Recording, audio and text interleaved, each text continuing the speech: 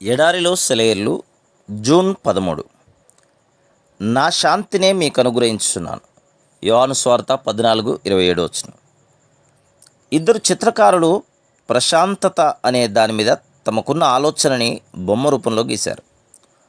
మొదటి చిత్రకారుడు ఎక్కడో కొండల మధ్య నిండుగా ఉన్న ఒక సరస్సుని తన చిత్రపటంలో చూపించాడు.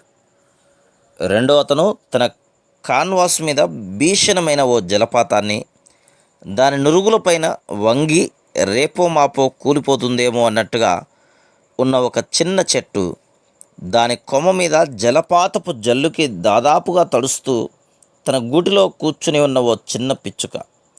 ఈ బొమ్మను హృదయంగా చిత్రీకరించాడు. మొదటి చిత్రం జడత్వమే, రెండోది విశ్రాంతి. క్రీస్తు జీవితం పైకి ఎలా కనిపిస్తుందంటే, అంత అల్లకల్లోలమైన జీవితం ఇంకెక్కడ ఉండదేమో అనిపిస్తుంది. తుఫానులు, అలజడులు, అరిగిపోయిన ఆ శరీరం సమాధిలో విశ్రాంతి పొందే వరకు కష్టాల కెరటాలు దానిపై విరుచుకుపడుతూనే ఉన్నాయి. అయితే ఆయన అంతరంగం మాత్రం గాజు సముద్రంలాగా మహాప్రశాంతతతో ఉంది. ఎప్పుడు ఏ నిమిషంలోనైనా ఎవరైనా ఆయన దగ్గరికి వెళితే వాళ్ళకి విశ్రాంతినిచ్చేవాడు.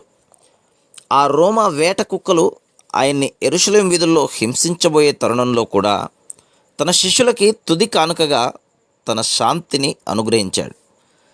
విశ్రాంతి అంటే దేవాలయంలో మనకు కలిగే పరిశుద్ధ అనుభూతి కాదు, దేవునిలో లోతుగా నాటుకున్న హృదయపు సంపూర్ణతే.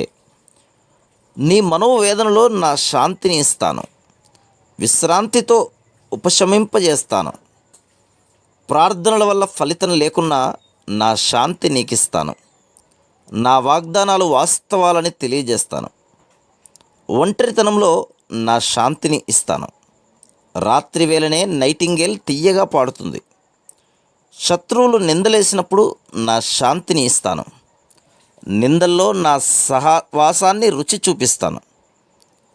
ఘోర వైపరీత్యంలో నా శాంతిని ఇస్తాను. మహిమ బాటలో సిలువకి నడిపిస్తాను. స్వేదంలో శ్రమలో నా శాంతిని ఇస్తాను. నా నుదుట కారిన చెమట రక్తాన్ని చూపిస్తాను. నీ చెలికాడు మోసగిస్తే నా శాంతిని ఇస్తాను. ప్రేమ, శాంతి నీ ప్రార్థనకి జవాబుగా ఇస్తాను. చావు తప్ప వేరే దారి లేకుంటే సిలువ దారి చూపించి నిత్య శాంతిని నీకు ఇస్తాను. Praise the lord.